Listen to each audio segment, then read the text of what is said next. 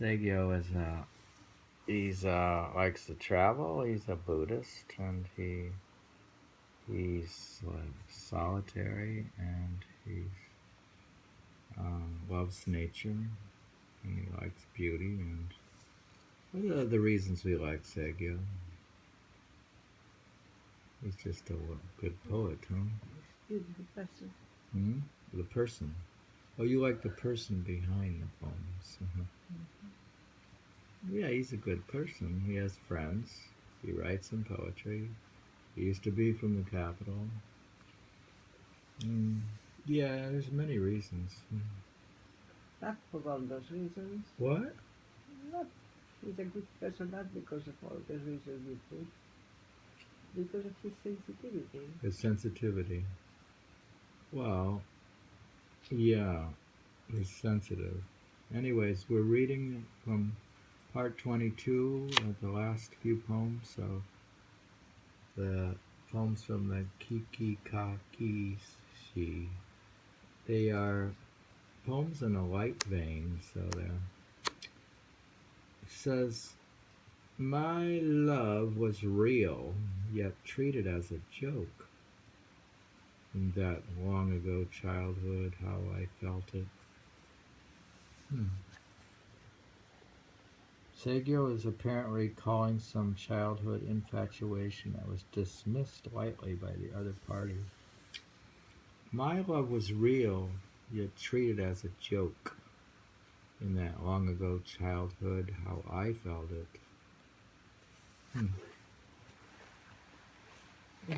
Sad. What? Sad.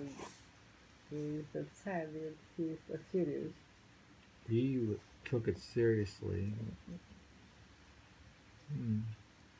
He says in this one, overgrown with water shields, sunk in the pond, the upright stone no longer upright by the water's edge.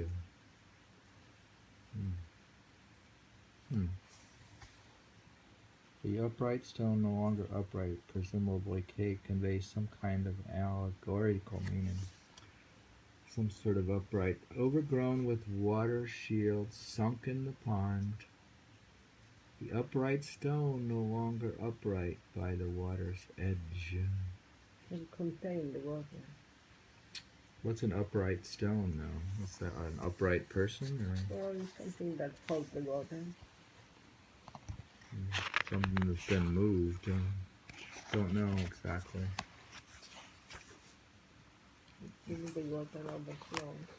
We continue to read from Poems from a Mountain Home by Burton Watson, translator of Saigyo's poetry.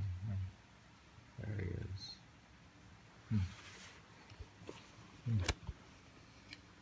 These are from, now it says from a series Looking at Pictures of Hell. Okay, he says, hard as it is to be born a human being, having risen this high, who could fail to take warning, sink down again? It's a very, very cosmic poem.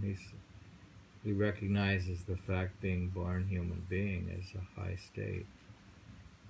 And he's maybe covering reincarnation.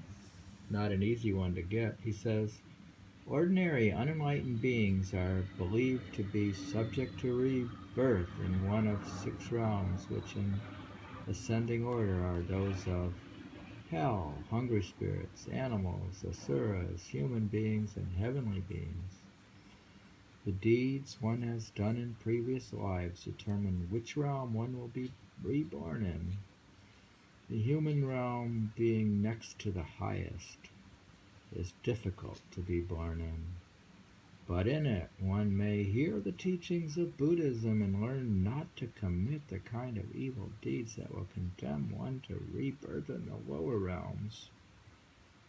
Oh, yeah, it's important we agree with this. Hard as it is to be born a human being, having risen this high, who could fail to take warnings and sink down again? Oh. it's not so wise to sink down. Oh, you don't What? want to repeat again. What? You don't want to repeat even as human.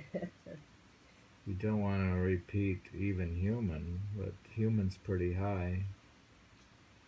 But you don't want to fall down. And look at all those nature shows we saw, how they're all eating each other, and the and lions are attacking. read them all. Can you give some examples? Yeah, the eating is the same. No, the fish are all eating each other. It's like a nightmare. I just have to read my poem. You could read your poem about, what's the name of your poem?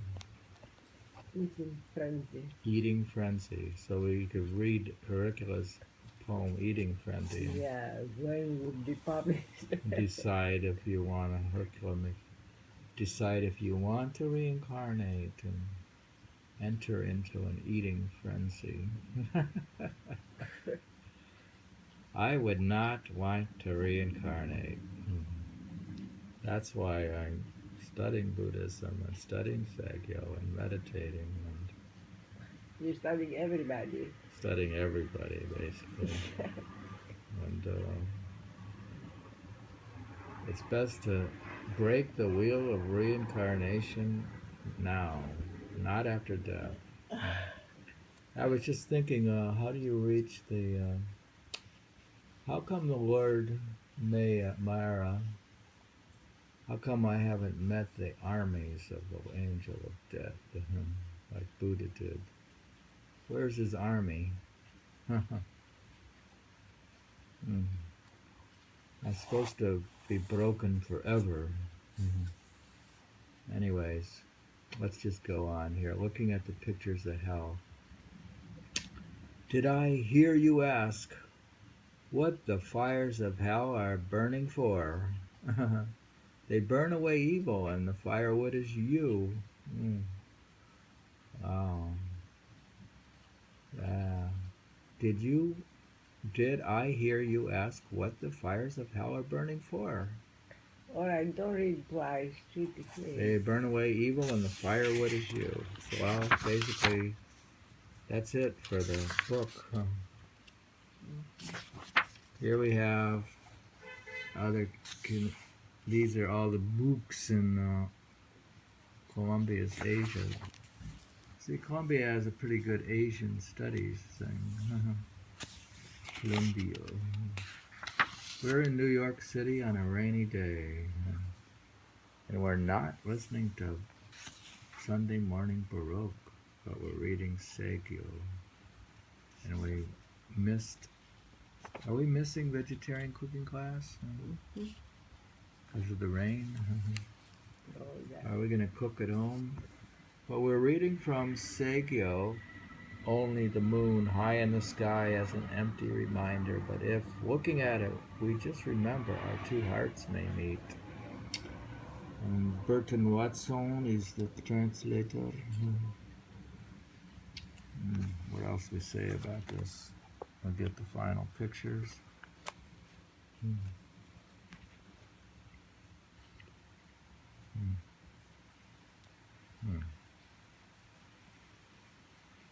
We're done. Any comments about Saigyo?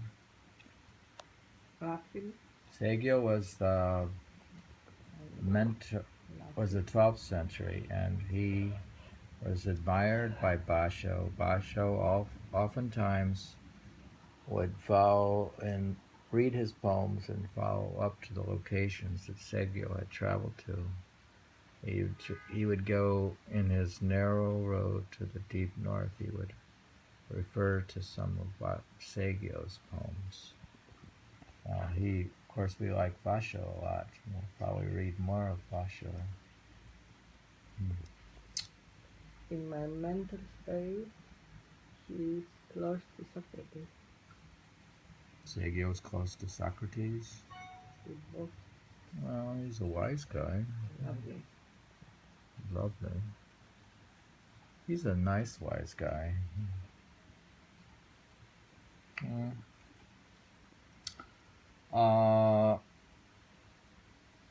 I don't know what else to say. We'll probably reread more of him in the future, and we'll read Basho.